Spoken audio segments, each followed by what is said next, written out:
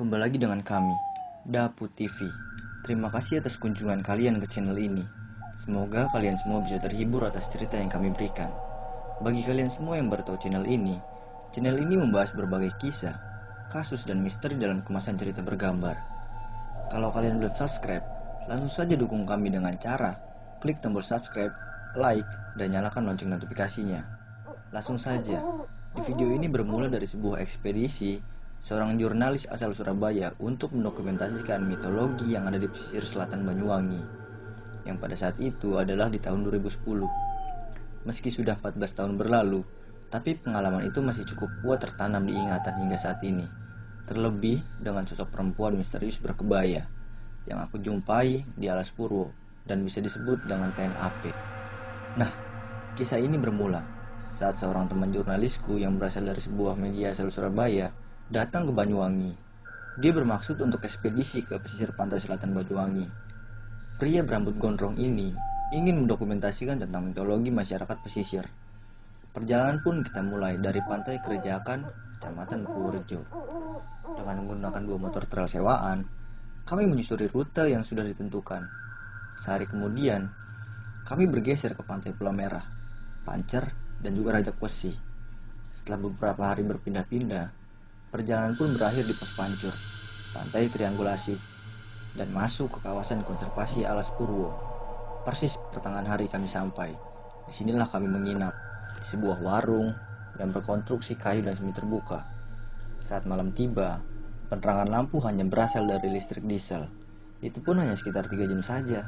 Selebihnya cahaya api dari lilin yang menemani kita bermalam, dan dihibur dengan suara tenggelek atau serangga.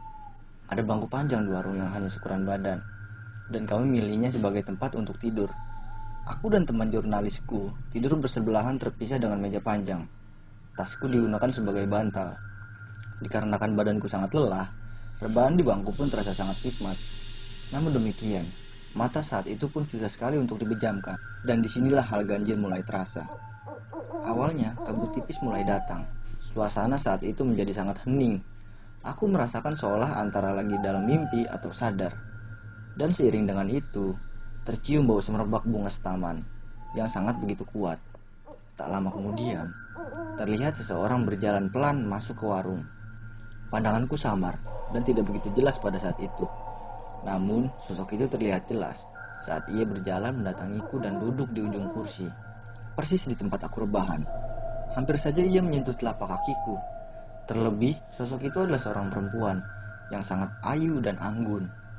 Dia menggunakan kemben yang menutup seatas dada, pakaian Jawa kuno yang bermotif garis vertikal, berwarna wangsi atau tinta. Di satu pundaknya terlihat selendang berwarna yang selaras. Sosok itu sangat begitu menawan, hingga aku meyakinkan pada diriku sendiri, apakah aku sedang mimpi atau bukan. Sesaat dia memandang ke arahku yang berupaya bangun untuk duduk. "Kang Mas," begitu ia menyapa lirih. Aku pada saat itu hanya melempar senyum kebingungan ke arahnya, karena jantung ini seketika berdetak kencang. Hatiku rasanya tidak karuan lagi. Apalagi setelah mengetahui kalau ini benar-benar nyata. Belum selesai di benak bertanya-tanya, perempuan misterius itu kembali melempar sapaan kepadaku. Dia menyebut sebuah nama, sembari mengubah posisi duduknya menjadi lebih dekat kepadaku. Nama yang sangat dikenal pada masa peradaban Jawa kuno. Nama yang sama dengan seorang putri era kerajaan Majapahit.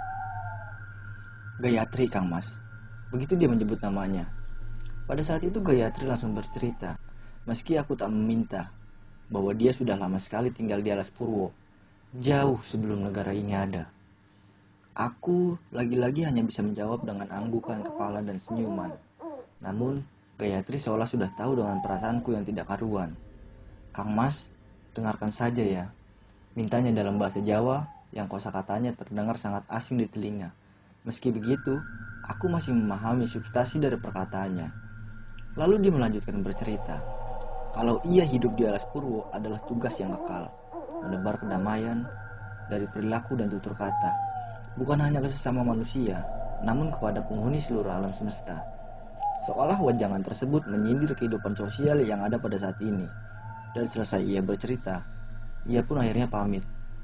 "Aku pamit, Kang Mas," ucapnya berpamitan kepadaku, sembari berjalan ke arah kegelapan dan meninggalkan wangi harum di sekitarku. Anehnya, selepas Gayatri pergi, rasa kantuk yang sangat berat menyergapku. Esok paginya, seorang petugas TNAP yang bertugas di pos pancur menghampiriku. Rupanya ia mengetahui pertemuanku dengan Gayatri. "Mas, tadi malam disambangi ya? Itu di Ajeng Gayatri."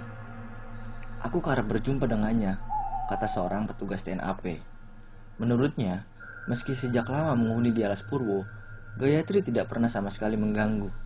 Dia adalah sosok makhluk goib yang lembut dan ramah. Namun tidak semua orang bisa berinteraksi dengannya. Aku kesemsem sama Gayatri, sampai-sampai aku membuatkan kidung untuknya. Rasa penasaran membuat aku mencari tahu siapakah gerangan sosok Gayatri. Sebuah literatur sejarah menyebutkan sebuah nama, yaitu Gayatri Sri Rajapatni, seorang putri kerajaan Majapahit, yang lebih memilih menjadi biksu Buddhis daripada menjadi raja.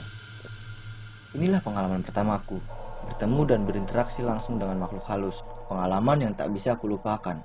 Bahkan dalam hati kecil, seperti masih ada harapan untuk bertemu kembali dengannya. Bagaimana dengan kalian? Apakah kalian pernah berinteraksi dengan makhluk halus? Tuliskan pengalaman horor kalian di komentar ya. Jangan lupa untuk dukung channel ini dengan cara klik tombol subscribe, like, dan nyalakan lonceng notifikasinya. Sampai jumpa kembali di video selanjutnya.